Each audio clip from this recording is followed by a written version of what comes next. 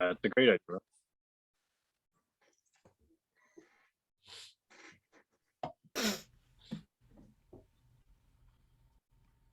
Welcome, everyone. Great to have you with us. We will start at the top of the hour.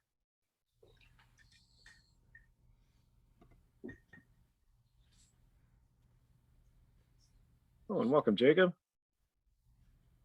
We hope this is educational.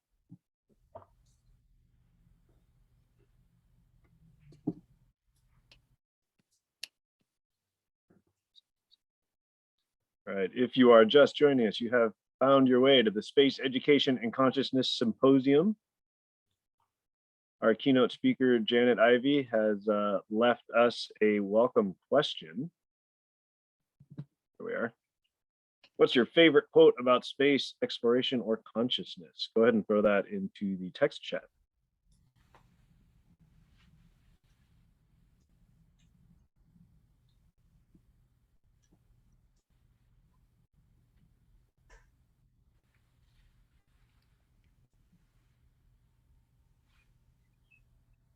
I am seeing some familiar names in the list too.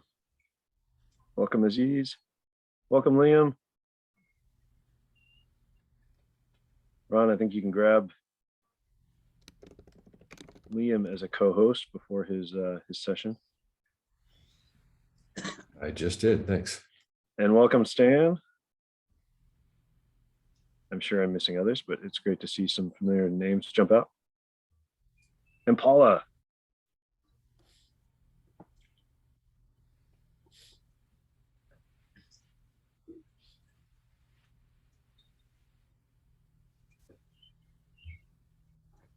All right, everyone. As I was mentioning a moment ago, we've got 500 people registered for this. I know there's always some degree of attrition when the event is free, but we do want to go ahead and get started here. So there may be a lot of latecomers, or we may just see people over the course of the weekend. But we will kick it off here for Janet.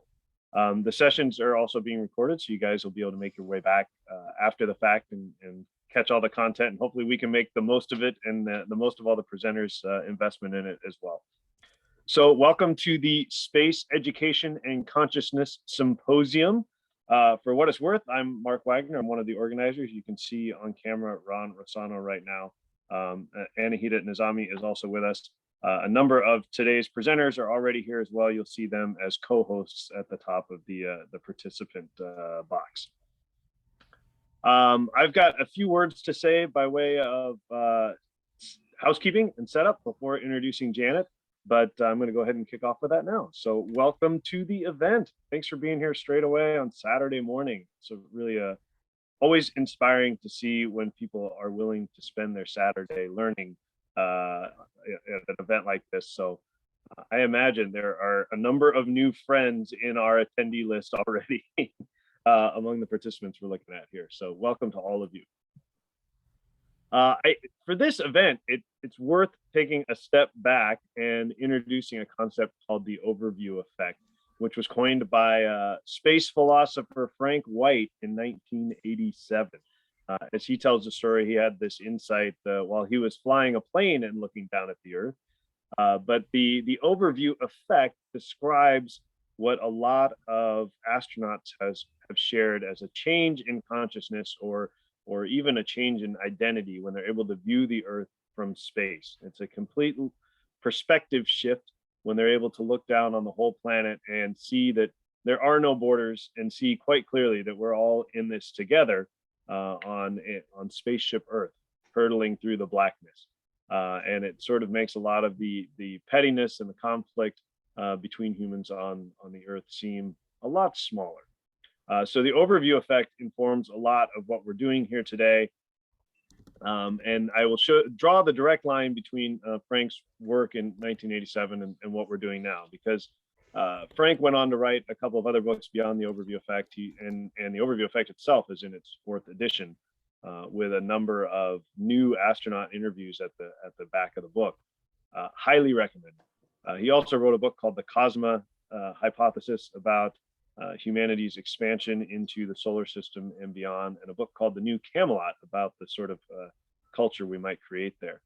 And in that work, he talks a lot about a human space program, an ambitious 1,000-year-long project to move humanity off planet into a multi-planet future. Now, we may see humanity's multi-planet future happening in the next 10 years if we have a permanent presence on the moon, and if Elon has his way, and we've got people on Mars, and we've got a number of commercial space stations following in the footsteps of the ISS. But Frank and his collaborators have launched the Human Space Program as a nonprofit here on Earth. And you guys can participate now at humanspaceprogram.org. And you can see that sustainability, ethics, governance, these are all issues that the Human Space Program is concerned with as they try to build a blueprint for how we might migrate into the solar system. So I encourage everyone to check that out. And Anahita or Ron or any of the others, if you want to drop the humanspaceprogram.org in the chat, hopefully people can find their way over there. As I mentioned, Ron wrote a book called The New Camelot. He's also something of a Arthurian legend fan, and he hosts an overview roundtable. Came out of course, the pandemic a couple of years ago, but it's turned into a weekly gathering of like-minded space enthusiasts, professionals from all across the field, but also just people who are interested in the trajectory of humanity as we migrate to the planets and to the stars. So Ron and Anahita and I and our co-organizer Omar Sanad met during the overview roundtable, and in fact, last summer there was a first gathering of the task forces that Ron envisioned to build the blueprint for the Human Space Program. So we pulled together a number of task forces based on Ron's initial vision. Frank. Sorry, yeah, Frank. My bad, Ron. Yeah, thanks for clarifying. I can't take it. Did I say it a couple of times that way? Yeah, you did. I was just seeing yeah, your note there. Gotcha. No worries. Sorry. That's all. It was certain I would misspeak about something at some point. So sorry, Frank, who wrote the overview effect, of course, runs the overview roundtable. But Ron and Omar and Anahita and I and many of the presenters here today have met through that organization. But last summer, we pulled together some of the task forces, one on ethics, for instance, and religion. And some of us worked on the education task force and envisioned the idea of pulling together this event. And it turned out they had a similar idea, some of the folks who had done the psychology task force, along with Anahita. So we joined forces, and this is the first Human Space Program symposium with two tracks, education and psychology or consciousness. And we hope that there may be more in the future with additional tracks representing the other task forces. So I did want to take a moment just to introduce the organizers. Dr. Anahita Nizami from the UK is here. You can see her on screen right now. She's the founder of the Virtual Reality Overview Effect. Ron Rossano, who just set me straight, is a future astronaut with Virgin Galactic and does a lot of education work with Galactic Unite. Hey, Omar Sanad is representing the Human Space Program. He's on the organizing committee. He's not with us today, but he was a big part of organizing this over the last 6 months or so. And then there's myself. Some of you may know me through my day job with Space Prize, and Aries Learning is also a vision I have for K-12 schools focused on just this sort of thing. So thank you, Anahita and Ron in particular, for working with me to make this all happen and for being here today, and Ron for hosting us. Ron is actually doing that. And Frank White will be here tomorrow as our keynote speaker tomorrow morning. So we'll be really excited about that too. So that brings us to the participants, all of you. And I see we're at 47 people in the chat right now. So I imagine we'll have a lot more as the day goes by. But just to set the norms, we hope everybody will participate vigorously in the text chat. It's meant to be an interactive event. So definitely ask questions in there, respond to each other in there. Even a keynote can be a lot more interactive when all the participants can be talking without interrupting the keynote. So take advantage of that. That said, do use the raise hand feature so that you can avoid interrupting the speaker. We've got a small enough group right now that you probably could also just speak up if you had to, but it would be polite to use the raise hand feature and otherwise stay on mute. One of the moderators, we'll have moderators in every session as well. You see there's a number of co-hosts right now. We'll be able to alert the presenter if they need to, but ask you to please use that feature. And then unmute or share screen only when invited to do so. In some of the breakout sessions, it may be smaller and more intimate, and no need to do that. You guys can all be on mic. But again, we want to make sure we're not interrupting the speaker. And if you need to, use the help feature that will alert Ron, and and hopefully you can get some help. But you can also just throw your questions right into the chat, and we can respond to them there as much as possible and hopefully resolve any issues. So we do have moderators here keeping an eye on each session during the presentation, so the presenter doesn't have to divide their attention. So hopefully everything will be well moderated and civil. But thank you all for sticking to those norms, and thank you, Anahita, for saying more in the chat. So to make it real concrete for everybody, you just need to head to spaceeducation.events/schedule, which I'll also paste back into the chat here. There's the symposium schedule. And that's got all of the sessions for the day, the times, links to the descriptions and the presenter bios and all that business. You will see two kinds of sessions there. You'll see general sessions like the keynote and the closing sessions. You can click through to see the descriptions if you're interested in that. And you'll see the concurrent sessions or breakout sessions where there'll be 4 things going on at once. So after Janet is done, we'll go into session 1, and you'll be able to choose from one of the breakout rooms here in Zoom. So you can actually just click on the breakout room icon at the bottom of the screen and choose Consciousness 1, Consciousness 2, EDU 1, or EDU 2. So for the most part, we have the psychology sessions in the consciousness rooms and the education system sessions in the education rooms, and you should be able to find your way to the sessions you want to be. At the end of the day, we will have a closing session where we come back into this big room, and it will be a panel style discussion. The presenters for the day are all invited to be on the panel. We'll have a number of prompts around the topic for the day, and then it's a Q&A session for the bulk of the closing hour. And then we'll finish up by sharing some other resources that you can use for further learning. So I do want to pause, and we have a small enough group now that we could certainly address any questions, but any questions about the schedule or any of that before we dive into Janet's keynote?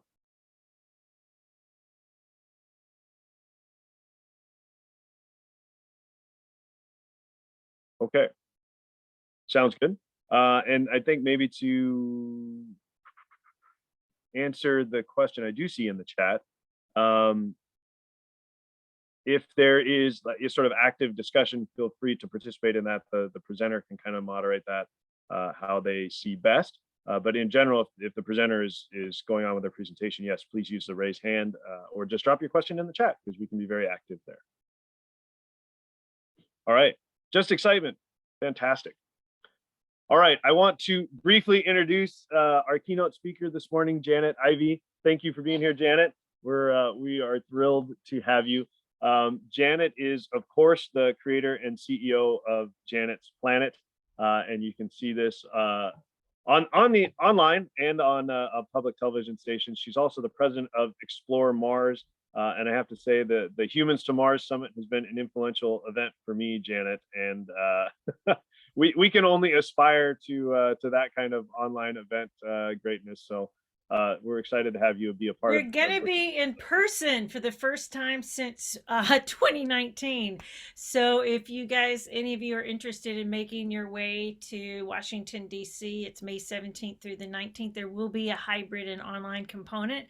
But if you're near DC or would like to make your way there, May 17th through the 19th at the George Washington University building on campus there, and you can find out more at exploremars.org. And that is right around the corner now, isn't it? Less than a month. Less than a month. Yeah. For anybody here that is so die hard. Hope to see you in DC as well. Well, Janet also is a just spectacular space educator.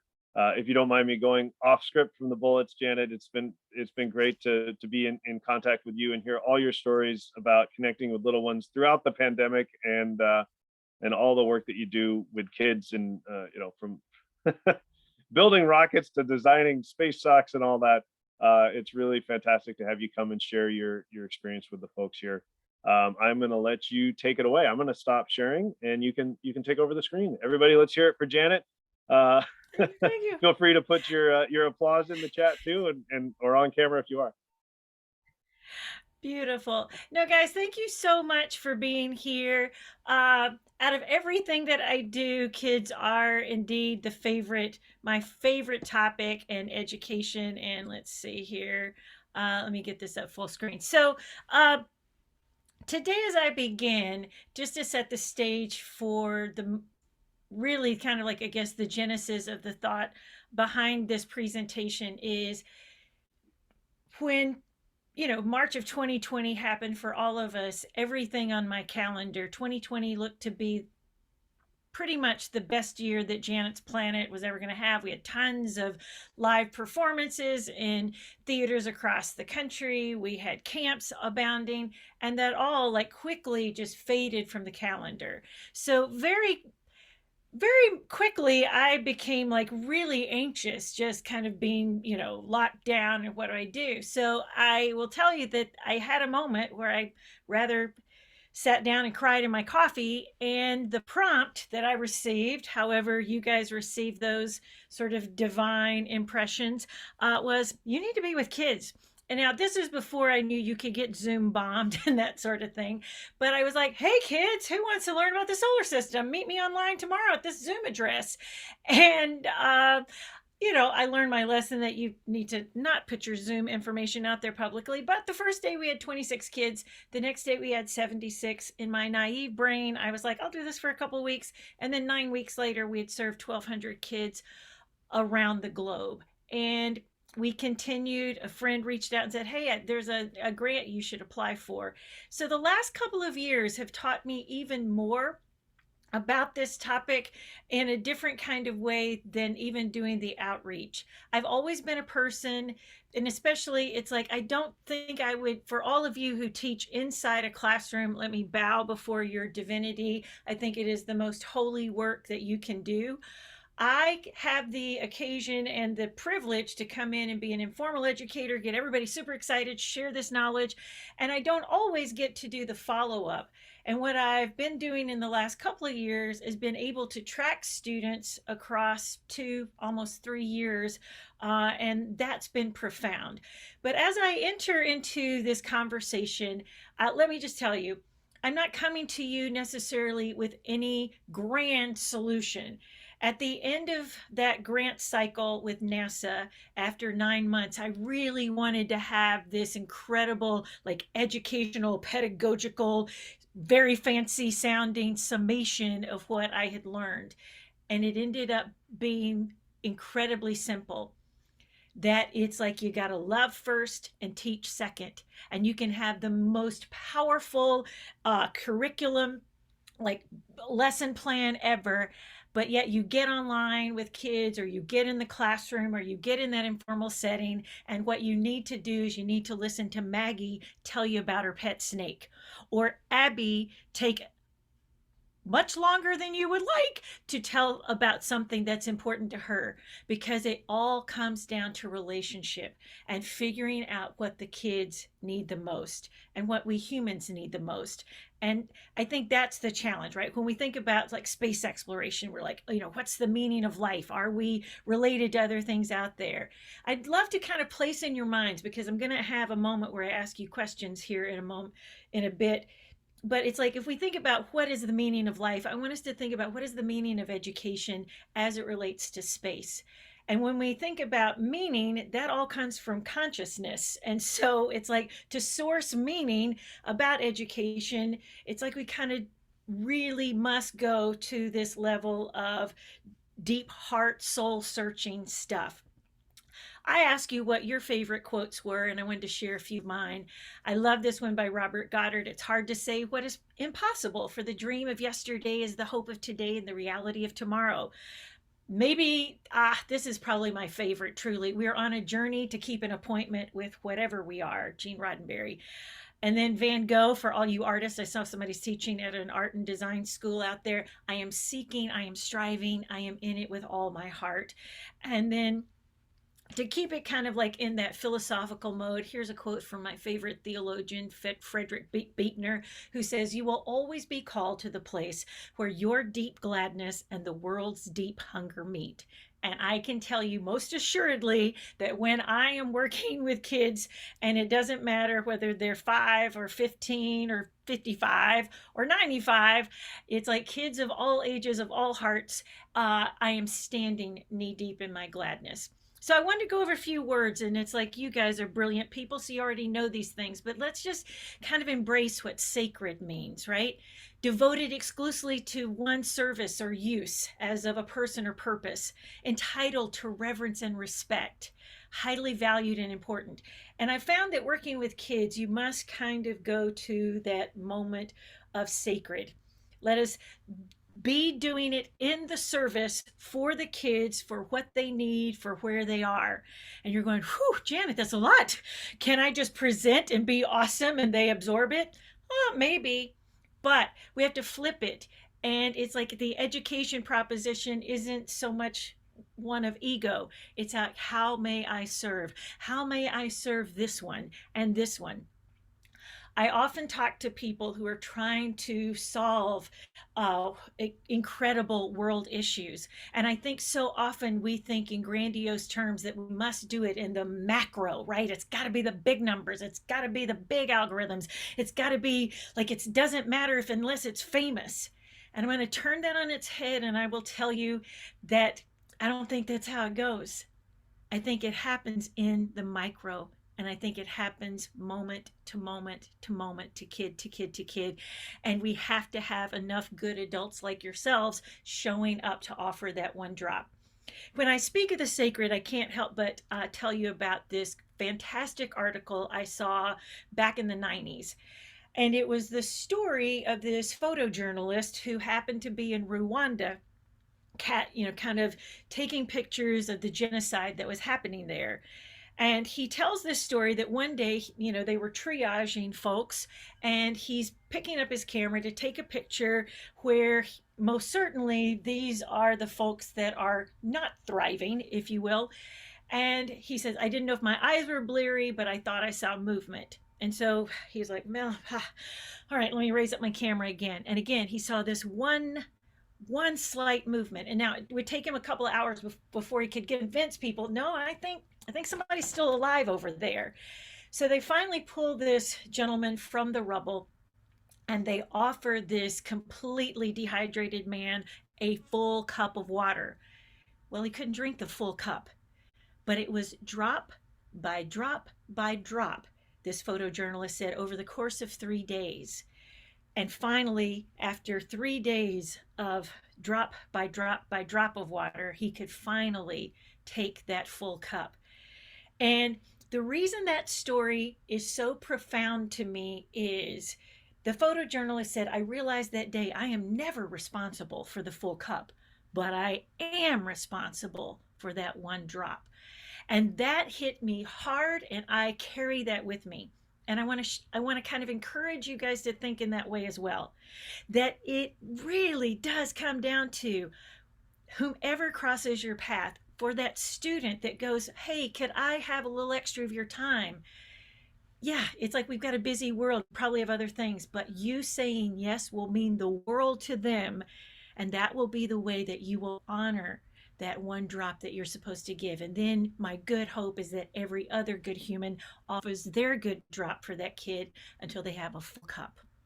So that to me is part of that sacred nature of this proposition of education and how we do it with the most consciousness possible.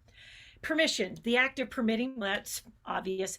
Authorization, like, kid, I authorize you. I give you complete and utter autonomy to pursue the thing that most interests you. thrive, to grow vigorously. I love the word, I love to grow vigorously, right? Who doesn't want to do that? It's like, ah, every kid I know, right? Flourish, to gain in wealth or possessions. Well, I want more this word, prosper. So to grow vigorously, flourish, prosper, to progress toward or realize a goal despite of or because of circumstances, often used with on. The reason I left that up there is like, on, okay, often used with like thrives on space, thrives on interaction, thrives on rockets. So be thinking about the students that you encounter that thrive on something. Now, this is probably, I think, the greatest example of a human doing the most beautiful work in consciousness ever, who taught us how to feel and adapt to our emotions. I want to read you guys something because I think it's so important. And perhaps nobody offered sacred space better than Mr. Rogers. And if you haven't read the book, I highly recommend you put it on your reading list. It's called The Simple Faith of Mr. Rogers by Amy Hollingsworth. And in it, he recounts this story where he and a friend, at the time he was in seminary, go to hear Henry Nouwen. Well, they arrive at this place where he's supposed to speak, and Henry Nouwen's plane didn't arrive. Well, some layperson or fill-in person actually does the talk, and Fred goes on to recount that he sat there and he's like, he didn't do that right, the homily's wrong, the structure, blah, blah, blah. I mean, he was in full on critique mode because it wasn't whom he was expecting. And at the end of this time, at this service or sermon, he turned to his friend ready to like go, let this guy have it because I have so much wisdom here. His friend turns to him, tears streaming down his eyes, and goes, "Oh, Fred, wasn't that exactly what we needed to hear today?" And in that moment, he realized, whoa, there is something amazing and holy between the speaker and the hearer. I had a chance to sit down with his kind of right arm, Hedda Sherapan, many years ago. And she said of Fred Rogers that it's like he would often get notes back that said, "Thank you for saying XYZ." And he would go back to his notes, which most of his scripts were written on legal paper. And nowhere in the script had he said what the parent thanked him for saying. Nowhere in the script did he say what the kid was glad he said that day. And that's when he realized that it's like intentionality is key, that it's like love must come as if you're talking to just one other human and you're loving them the most you possibly can. And then that something really transmutes and transforms that intentionality into whatever that kid needs. And while I always loved reading that as a concept and was like, wow, I actually had a moment to experience this a few years back. It was in 2015. I was speaking to a group of senior girls, and some of them had recognized me from Janet's Planet. There was this one girl kind of hanging out. We were about to head to lunch after my talk, and I was like, "Hi, can I do anything for you?" And she was like, "Well, I just wanted to let you know that I just had my interview with Yale, and I'm going to be an astrophysicist, and I'm going into astrophysics because, well, I was really inspired by Janet's Planet." At that moment, guys and gals, I am blown away because while there's always at the start of Janet's Planet and the interstitial series, about the only thing that was spacey was the rocket that I had at the front and a little bit of the tagline that I had at the end. I was getting money from Vanderbilt Children's Hospital, and we were doing lots of interstitials about health and safety and that kind of thing. And I realized, I was like, oh my gosh, I've just had my Mr. Rogers moment where my intention was always love space. It's the coolest. When I get more money, I'm going to tell you more about that. So I had this moment. Now, there have been many people who have loved me into being, and some are still here on Earth, some are far away, some have finished their Earth time and are celestial elsewhere.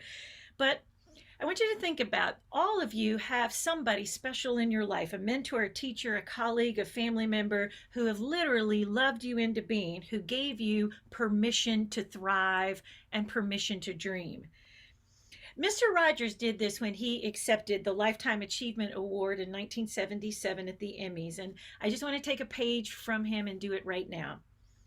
I want you to take just 10 seconds along with me to think of the people who have helped you become who you are, those who cared about you and encouraged you to be the scientist, biologist, educator, future astronaut, writer, artist, space loving human that you are, who gave you permission to thrive. Just 10 seconds of silence. I'm going to watch the clock.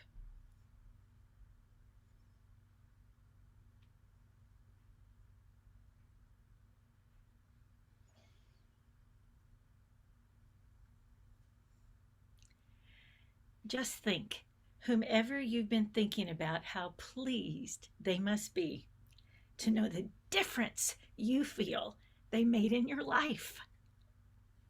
And they felt it somehow. I just know it. This for me is that human. Miss Ernestine Yarborough Jones, I tear up at the thought of this lady. She was my 5th grade teacher in Covington, Tennessee, rural West Tennessee. And she was in her 2nd year of teaching in 1978. And on a Friday night in 1978, she and Miss Carolyn Davis wore their bell bottoms and their amazing hair and outfits and brought telescopes to the playground. Now, we were such a rural school, there wasn't light pollution. And I watched these 2 ladies, amazing, point out the stars and planets and constellations. And I was like, I want to be as smart as Miss Ernestine Yarborough Jones. She still to this day is the metric and the rubric that I use to measure how I deal with kids. She did this amazing thing. She was one, and I think she would probably, Bloom taxonomy, if you're familiar with that sort of educational theory, that you could have multiple entry points to learning. And I love this. So she might give you a writing assignment where you had to use your science homework, your spelling words, and any kind of flight or creative fancy. The only thing that she insisted upon, and you get graded upon, is your science had to be factual and your words had to be spelled correctly. And it was amazing how she was combining all these things. We were learning it. And I even found a couple of years back this story where I was literally writing about being on Mars. I don't think there's any accident. She had planted seeds that just were germinating back then, that still 45 years later, I'm going, in my mind, I can go back and sit in that classroom. And she did this thing, and I'll encourage you to do this to your students or just people around you. Speak the most positive of prophecies over them. And that's how we also create sacred space. We tell them what they can be. And you're going, wow, Jan, I don't want to lie to a kid. You're not lying. Oh, it's like I do it all the time. A kid comes up with a question. I'll go, wait a minute. Should I call you doctor? Oh, or is that Nobel Prize winner? Oh, I like the sound of that. How about, and then I use their name and call you Dr. Lucas or Nobel Prize winning Jesse. You'd be surprised at their posture changes. Their countenance is sort of emitting this kind of like cosmic energy. Because again, remember, it's the physics principle, right? Energy's never destroyed, it's only transferred. And yes, is it exhausting? It's like leaving it out on the field. I heard one of you guys have sons that are like football players and things like that. Yeah, those people leave it all out on the field. Same thing with educators. But she would come by every Friday, and she would threaten with this big, booming, amazing voice and say, don't you dare tell anybody what I am whispering to you. This is for your ear and your ear alone. And she would come by and you would wait with it, because it would be something, she would tell you something that you had done well that week. And she might go, Janet, you are a great writer. I mean, I can't hardly do it without using her kind of beautiful Southern accent, because I hear it so much in my ear. Or, remember, Janet, science isn't just for the boys, it's for everybody. And this lady, every book I've written is dedicated to her, because she was that lightning rod, that true north that said, you have something special and you can do anything. And I believed her. So I want us to always go out, the power we have as educators, the sacred space that we can create is this place where kids never ever have to lose a holy curiosity. I love to remind my students the world is in desperate need of your genius, and that is quite obvious. And I ask them, what can you create? Go pursue that. And here's where I'm going to tell you a few stories, and bear with me here. These are a few case studies, and I am watching the clock in my time here. This is Lucia. She just turned 10 years old when I met her in 2019 at a camp in Toms River, New Jersey. She would come up to me, and we had a peculiar way of communicating. She would kind of tug on me and barely whisper, or she would write me a note. And at the time, it's like when you've got 56 kids in a camp, you're like, all right, Lucia likes to write me notes. I'm just going to let her be. One of the things that and maybe it's because had they been diagnosing more things in the 1970s, they could have put a few labels on me. But it's like, I'm like, yeah, okay, that's Lucia. It doesn't have to look like everybody else, right? You like writing notes, you like whispering or whatever, let's go there. Well, during the pandemic, Lucia joined my class. And it was after that particular camp that the mom sent me this very long email and says, we can't believe it. We saw the day that you had astronaut Don Thomas speak to your students in your camp, and we're blown away and crying. What you don't understand about Lucia is that she actually got in line to ask an astronaut a question. And while that wouldn't normally be that curious, she's selective mute. She can speak, she chooses not to. There's lots of anxiety and other things happening there, lovely parents. And she said, but watching her stand in line to ask that question, we don't understand. And I said, she must have wanted to use her voice to ask that question. And so in the last 2 years, she's joined the class. And so I will go, hey, here's an opportunity. Hey, who wants, as Mark was mentioning, we one time did this NASA thing, is like who wants to make more comfortable socks for the astronauts on the, International Space Station? Apparently the metatarsals and the feet really get beat up because they're constantly putting their toes underneath something to hang on. So, and she would do every assignment. And that was the other thing. During my time in the last couple of years teaching online, I didn't require anybody to, here's an opportunity. Do you want to do it? Great. If you don't want to do it, that's cool too. All right. What are you interested in? So I guess it was last fall, NASA and future engineers had this NASA Junior Lunabotics competition. Guess who just won the first place at NASA Junior Lunabotics? That's Lucia. She named her rover. She had to write a paper. She named it Olympus because, that's where Apollo and Artemis come from. And I just go, wow. It's amazing what can happen when we just give people the space to be as they are, not as we want them, not as we want, them being. But it's like, hey, she will always email me and let me know of things. If I call, she'll say hi, and there's, some words, but it's like, I know I'll always get an email. So what if we are able to, again, offer, here you go. I'm going to keep teaching. Good to see you. You want to type anything in the chat? That was the other thing that I learned it was really, I think, for me, the silver lining of the pandemic is that I got to try things in a very different way than I would normally do in a classroom. Because in a classroom, you got 30 kids and you're managing and you're trying to make sure everybody's getting what they need. But I'm making this proposition. Is there a way to go to that micro and start offering in maybe just small bites everything or something that particular kid needs? Here is Nathan. When Nathan joined my online class, it's like he literally wouldn't stop talking or unmuting, and we could see the parents trying to grab the Oreos out of his hands. He was just stuffing Oreos. But I noticed that there was this amazing Lego Saturn V behind him. Hey, Nathan, hey, stop with the Oreos, man. I want to hear about that Saturn V you got back there. All of a sudden, I realized Nathan will have that. He designed his own aerospace logo after I said, I think you're going to own your own aerospace company. And he's like, hey, Miss Janet, I designed my own aerospace logo. And it's like, well, of course you did, because you're going to have that as a business. He's given a talk now on a German podcast with my friend Hayen, with Space Connects.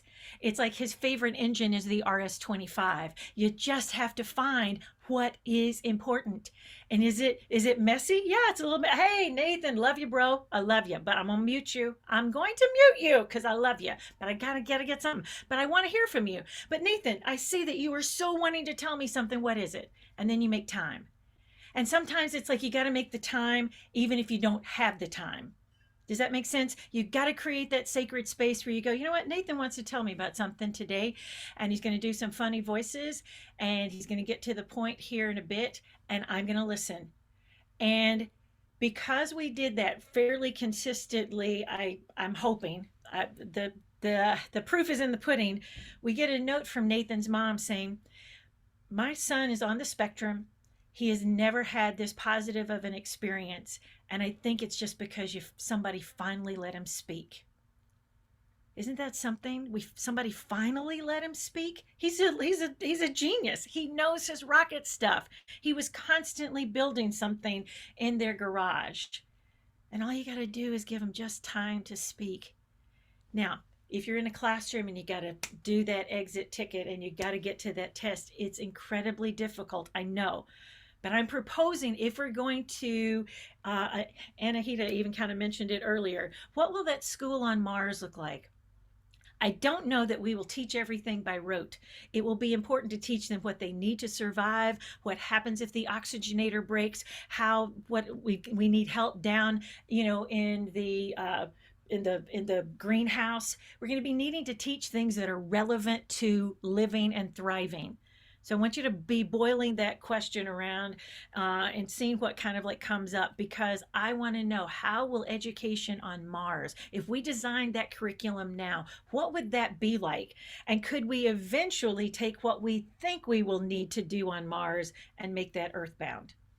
This is Maggie, and Maggie loves snakes. She also, again, the power of even a camp. She and her sister Evie joined. They were also in Toms River, New Jersey. Again, all I can say is I'm supposing there was a little bit of magic at that camp. I'm grateful. But Maggie and Evie joined my class in March of 2020 and have been there ever since. But occasionally I see Maggie maybe not feeling as spunky or not participating. Hey, Max, what's going on?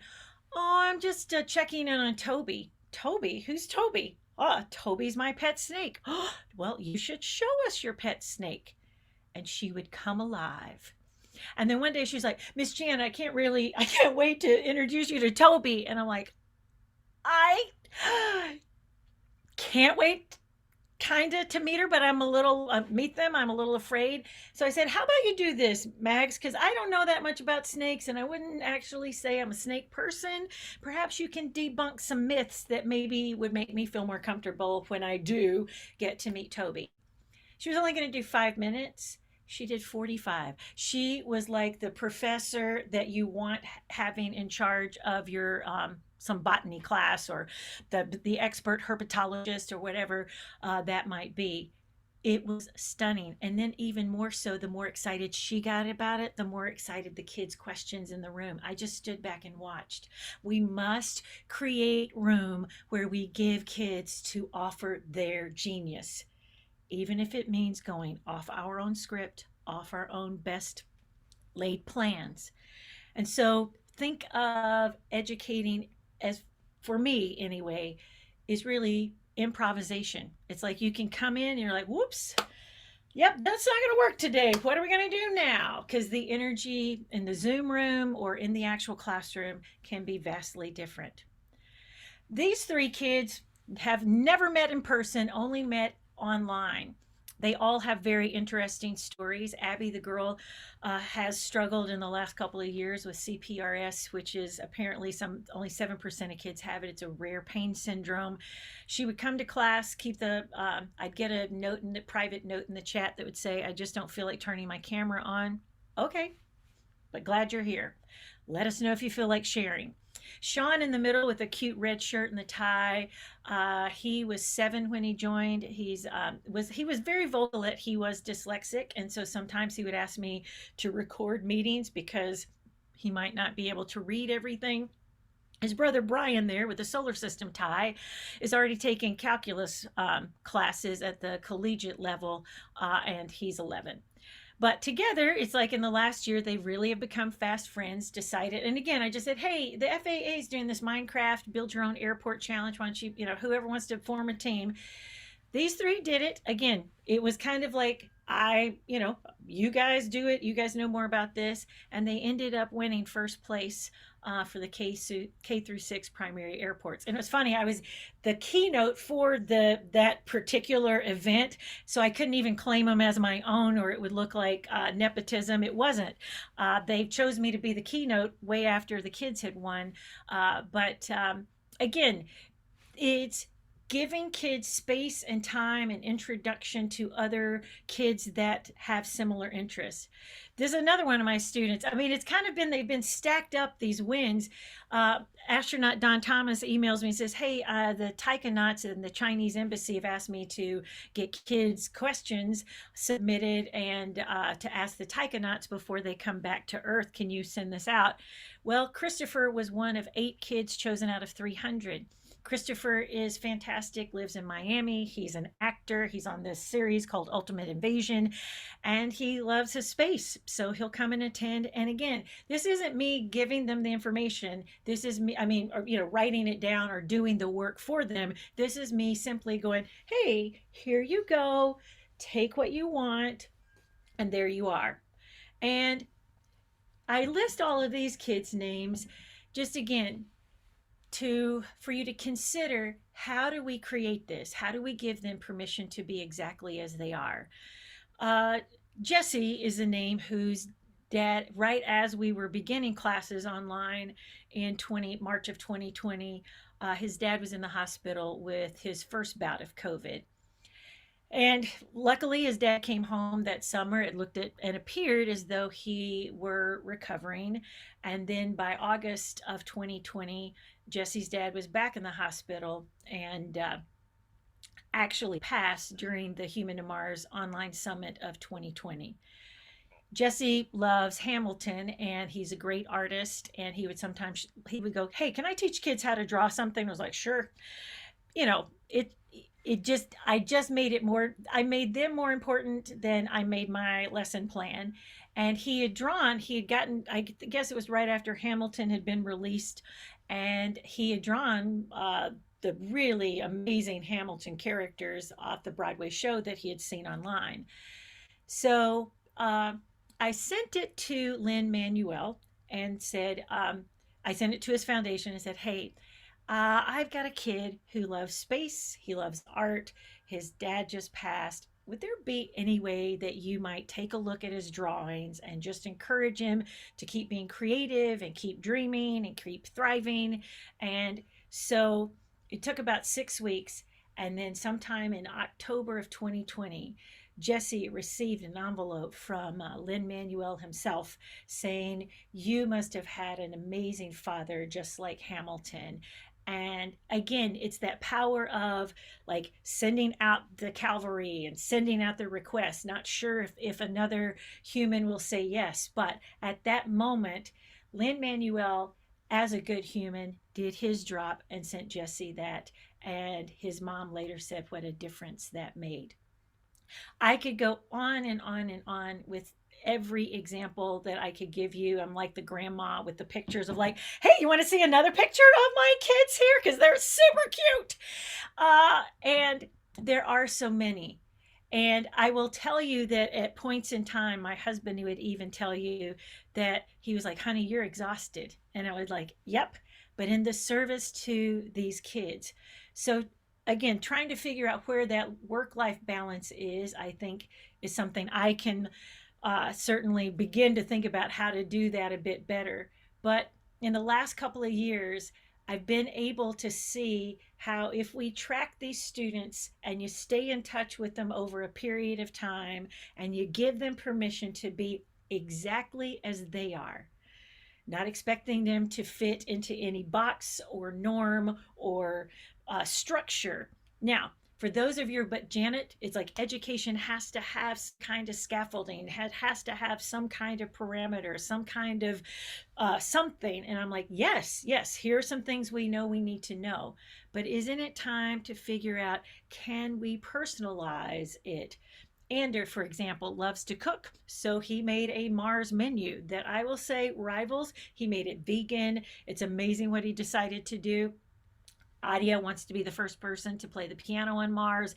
Isaiah constructed a satellite out of like tubing, like basically toilet paper towels and stuff, but it was amazing. He's got this idea for solar-based power.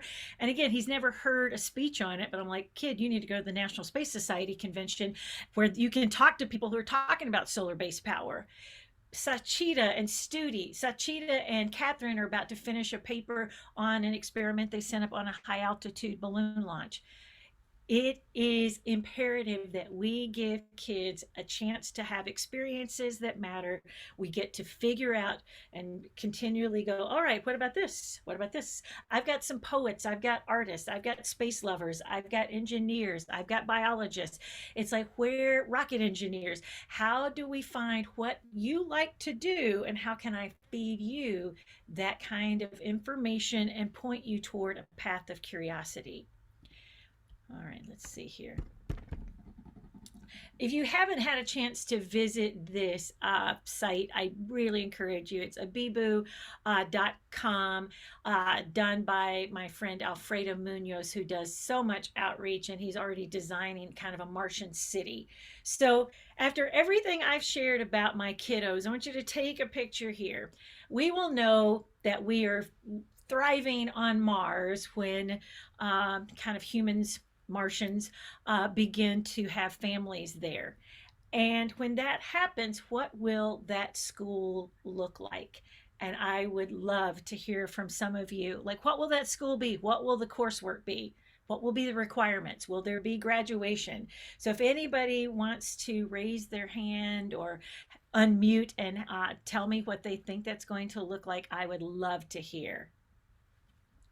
Anybody got any ideas of how a school on Mars will look vastly different from what we're doing right now here on Earth? Don't be shy. Well, for one, it's hard to go outside and play.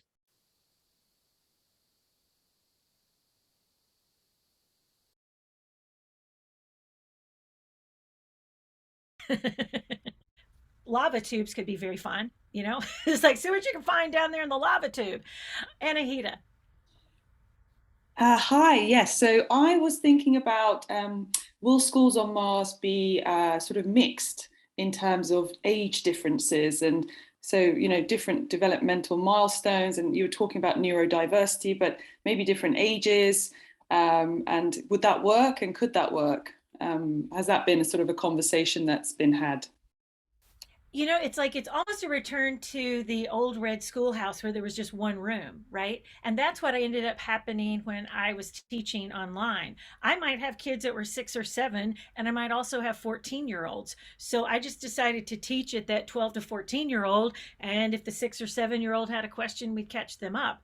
And I knew, and again, you kind of like, you know, you sort of ride that wave, but maybe we're all in that same thing, learning the same things, because the 3 or the 4-year-old, they get down in the lava tube somewhere, they're going to need to know how to adjust something just as much as the 14-year-old. So maybe, I don't know.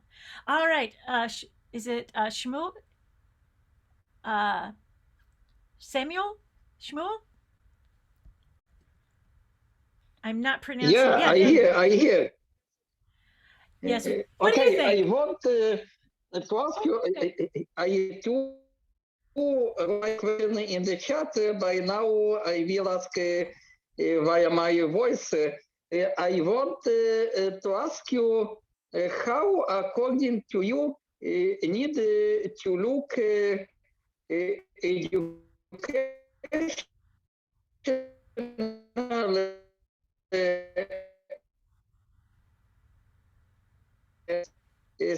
studying my question, and the second part of my question, what do you think? What was main contribution of COVID-19 pandemic to the future of education and the educational process. Thank you. So those are humongous questions, and thank you. Again, I think that I want to be clear that it's like being able to fashion some of these very individualized moments, I think eventually does get them more on goal and on toward kind of developing those space explorers of the future, in my opinion. But I don't know how to do it on a grander scale, except let's start this conversation about how that really happens. And so I think if you guys want to get in touch with me any places, I'll put that all in the chat, but I want to give time now. I'm going to stop my share and take a look here so that I can even see you. So I see, but let's come back to that, because those are some big questions that have hopefully some really good answers coming. Anna, I see your hand. Anna Wilson. My question, sorry, I'm with my grandchildren right now. My question was, when I have a couple things I need to say. My real name is Anahita, and I've never met anyone else with my name. So I faced a lot of racism. So having somebody here with my same name, I don't know if she's hailing from Iran, but it is nice. But I work with indigenous communities, and my understanding is the way that we handle things is that if we have a student on a nature camp, would there be a set of ethical rules in terms of personal safety and living off the land? I mean, would there be agriculture? Would students be working together to keep each other safe in their knowledge of trying to understand the atmosphere in Mars, and how they can teach the children who are younger and have, I don't know if I'm making any sense, but these are some of the, go ahead. No, you're making perfect sense, but it does. It's like, if you want to think about, kind of chemical composition of Mars, it's like start in your backyard, dig, like look for things, and it's like start making those comparisons of like, look at what we have here on Earth. We may be able to find out the very origins of life because it's been so preserved on Mars, but what is thriving there? And you begin to just, again, follow where they want to go. It's like that, to me, is the most exciting thing about that I found. And to your question about like what did I find during COVID? For some students, and especially the neurodiverse population, and I will tell you 65% of the kids that I served were ADD, ADHD, somewhere on the spectrum. There were neurodiversity in multiple ways, is that the actually online gave them a bit of autonomy. They could speak to me directly and quickly via chat, privately if they wanted, if they didn't want to share or felt like they might be bullied or there might be some other thing that might happen if they spoke up. And so I know that it's like, I love being in person with kids. Nothing better than, it's like, that's something I totally love. But I will also tell you that it's like there is a place for this hybrid Zoom learning. But it's like, I'm looking at the clock, I'm going, I could talk to you guys all day. I see some more questions coming in or thoughts. But, and I love that. What are the range of skill sets Martians need, both technically and interpersonal?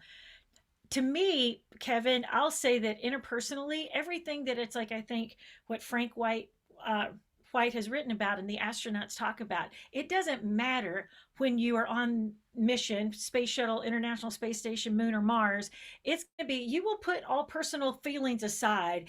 It's like you will put the mission first. So might we, again, how could we flip that here on Earth? How amazing would that be? That it's like, you know what? I get that we could disagree 6 ways of Sunday, with a lot of different things here.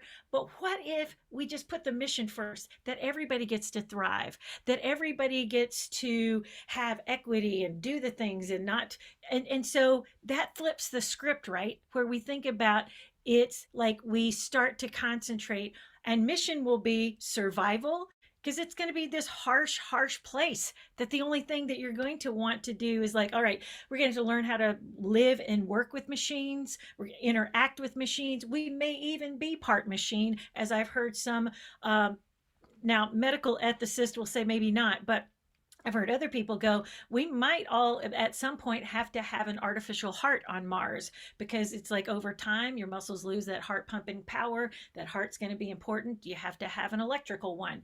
So I think there's so many amazing questions here and amazing ideas. The speaker said, oh, and it's like, oh, I'd love Chris Kent of the HSP. Would love to see that. Oh, and oh, Mark's got a chapter on what school on Mars would look like. So I would love to invite you. I'm going to put my email here in the chat for everybody. And I'm so sorry.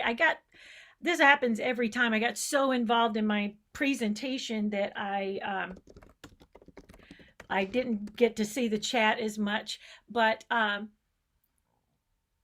oh, no worries, Martina. Thank you for joining us. But if anybody wants to reach out so that we can continue this conversation, and maybe this is the group to do what we're doing and thinking about how to flip education on Earth. How funny would that be that it becomes out of how we figure out what is most important to teach on Mars. And again, I come to you fully humble and saying, I don't know the answers to these things. I only can present you with this opportunity and an invitation to create sacred space and permission to thrive for each individual student. And I think there's the word that I wanted to get to by now. It's an invitation. It isn't a have to. It isn't you should be, you can't be, you ought to be. It has to come in invitation form. I haven't met a human yet who likes to have shoulds or coulds or woulds or you oughtas on them. And so my hope is that we all continue to strive to extend the invitation and make sacred space and this invitation available to everyone. Thank you so much for your time. I was trying to watch the clock, Dr. Mark. Oh, thanks so much, Janet. And everybody, let's applause on the reactions and in the chat. We're so thrilled to have you here this morning, Janet, and so happy that Ron remembered to hit record and we have the whole session recorded, and we can share it with others too. So thank you so much, and thank you to everybody who contributed in the chat and participated. Fantastic to have the whole group engaged. And I'm hopeful we're going to get some more of the people who registered. It turns out there was a chunk of folks who followed a link from Eventbrite to I think an auto-generated Zoom room. So they were in a waiting room elsewhere. So hopefully we can get more of them over here. I've been sending more emails and get everybody into the breakout rooms.